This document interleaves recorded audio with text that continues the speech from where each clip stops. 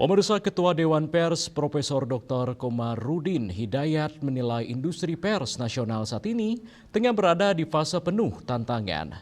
Di tengah derasnya arus media sosial dan platform digital, minat masyarakat terhadap media arus utama mengalami penurunan signifikan.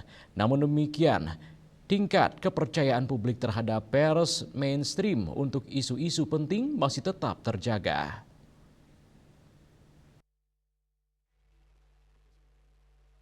Hal tersebut disampaikan Komarudin Hidayat Sabtu 7 Februari 2026.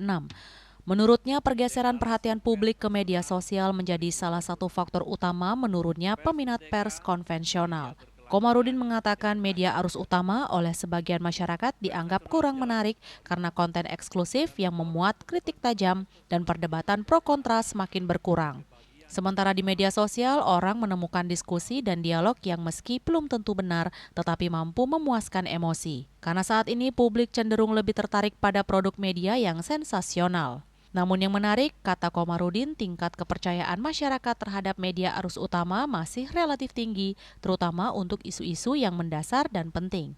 Ia menilai publik masih menjadikan media mainstream sebagai rujukan utama. Ia mengakui penurunan industri pers, khususnya media cetak, berlangsung cukup drastis. Ia tidak menghafal jumlah persisnya, tapi ini bisa dilihat dari hampir seluruh media massa cetak mengalami penurunan oplah seiring berkurangnya minat baca masyarakat yang menurutnya menjadi tantangan serius bagi pers. Di samping itu, ia memaparkan daya tarik iklan juga bergeser. Pemasukan iklan ke media cetak menurun tajam karena pembacanya menyusut. Kondisi tersebut terlihat dari semakin menyusutnya jumlah halaman dan ruang iklan di sejumlah surat kabar. Bahkan banyak media cetak daerah terpaksa gulung tikar karena jumlah pelanggan yang terus mengecil. Meski menghadapi tantangan internal yang berat, Komarudin menilai kualitas insan pers tidak sepenuhnya mengalami penurunan.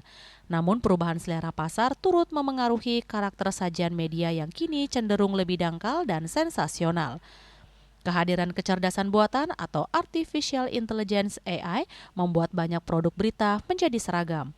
Di sisi lain, media semakin jarang menyajikan laporan investigatif yang mendalam karena tingginya biaya produksi. Tim Liputan melaporkan.